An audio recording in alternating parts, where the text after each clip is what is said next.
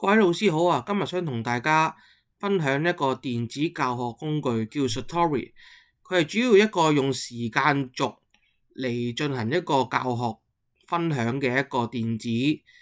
教學嘅工具。咁而家我咧就教大家咧，同大家分享下點樣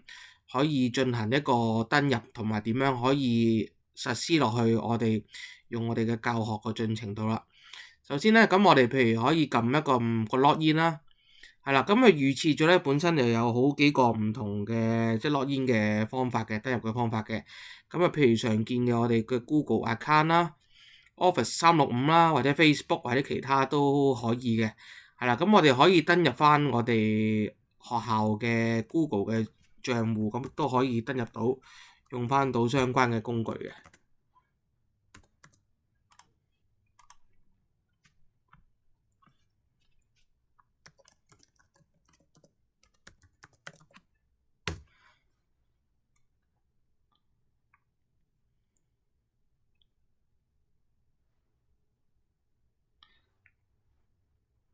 係啦，咁樣 Satori 咧，其實佢主要咧係一款咧利用一個互動故事同埋一個時間軸嘅工具咧嚟進行一個教學嘅。咁佢好適合咧係一啲需要一啲時間線上邊啊，需要表達得好清楚啊等等嗰啲咧，咁都會可以用到呢個工具去進行一個教學嘅。咁樣譬如有啲可能係歷史科啊，或者就算喺電腦科咧都可以用得到嘅。咁我咧就之前咧已經準備咗一個相關嗰個教案俾大家望一望嘅，咁亦都會同大家再分享點樣可以再處理到相關嗰個流程嘅。係啦，咁啊首先介紹個版面先啦。咁啊譬如今次咧，我就係以用一個機械週期咧，一個電腦科 ICT 嘅一個項目啦。係啦，咁我哋亦都可以咧透過去進行一個時間軸嘅，咁亦都可以俾同學啦，咁佢喺課前咧，咁就做一個練習啦。咁亦都喺預先咧，亦都已經將一啲 Google Form 啊整完之後咧，亦都可以擺喺相關嗰個位置度嘅。係啦，咁啊除此呢個 Google Form 可以匯入到之外咧，咁佢亦都有好多唔同嘅功能嘅形式嘅。咁啊，譬如亦都可以喺課前度俾我哋可以撳一撳呢個藍色嘅箭嘴啦。咁我哋可以增加啲唔同嘅一啲多媒體元素嘅，譬如一啲文字啦、一啲圖片啦、一啲教學嘅影片啊、聲啊，或者一啲folder 都得嘅。除此之外咧，咁佢都可以俾我哋咧去進行一啲問題俾啲同學都可以嘅。咁譬如可能我哋一開始咁啊做一個反轉教室嘅概念啦，咁啊可以俾同學咁去選擇作答一啲題目啦。係啦，咁啊譬如當我哋咧可以將撳一撳落去咧，咁亦都可以判斷翻相關嗰個答案嘅正確與否嘅。係啦，咁啊譬如亦都可以開一個新嘅檔案啦，譬如新嘅位置啦，咁撳一撳藍色呢度。係啦，咁啊譬如我哋可以咧透過一個 multiple choice 啦，一個多項選擇題撳出嚟。係啦，咁亦都好似如同我上面咁啦，亦都可以咧打翻嗰個題目啦。另外亦都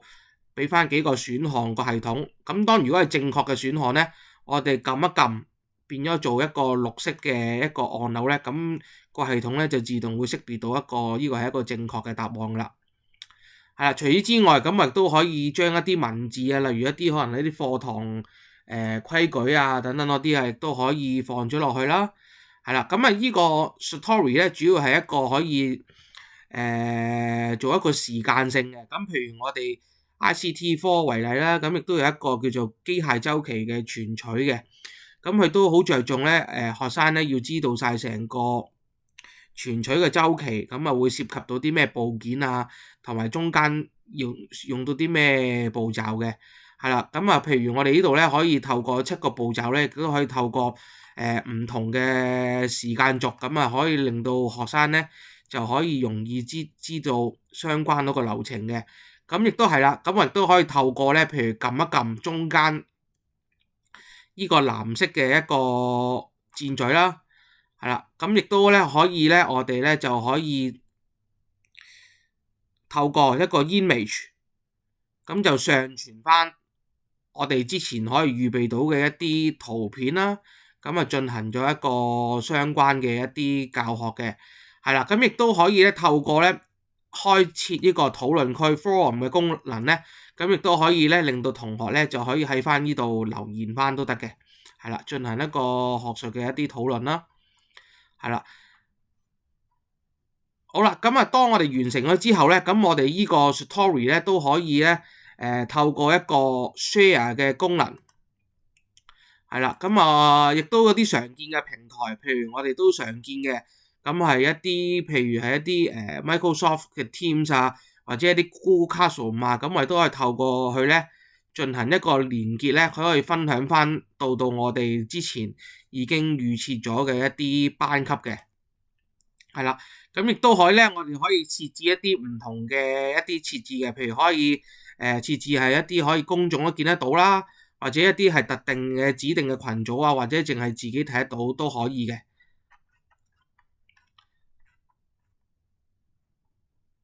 係啦，咁大家都可以留意得到咧，咁呢個 story 咧，咁佢可以支援到一啲唔同嘅一啲功能嘅元素啦。咁譬如我哋可以製作咗一啲常見嘅一啲教材啊，或者係一啲短片啊、folder 啊等等呢啲咧，咁都可以咧透過咧佢呢個咧可以擺落去嘅。咁亦都可以有一啲投票嘅功能嘅。咁我哋加咗個投票功能咧，亦都可以叫翻同學咧喺翻個 Google Classroom 度咧，咁亦都可以睇翻相關嘅一啲資料度都可以見得到嘅。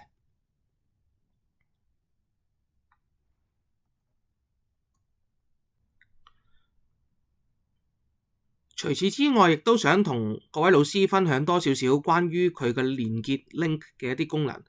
當你將個鼠標移向中間嗰個軸之後，我哋咧就可以透過撳藍色呢個按鈕，就進行一個 link 嘅呢個位置嘅一個連結啦。咁我哋可以透過一啲自己預先製作好嘅一啲教材啊，咁譬如可能一啲網站啊，咁我哋就可以將佢相關嘅 link 放翻喺呢個位置度啦。好，當放翻落去嗰時咧，佢就會將嗰個相關嘅一個連結咧就放喺度，咁啲學生咧就可以撳入去參考嘅。除此之外啦，一啲相關嘅一啲 YouTube 嘅一啲連結咧，咁亦都可以透過呢個咧都可以放落去嘅。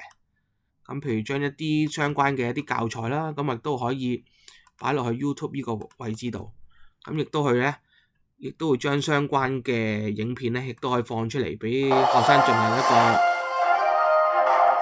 參與嘅。係啦，希望今日呢個分享能夠幫到各位老師，唔該晒。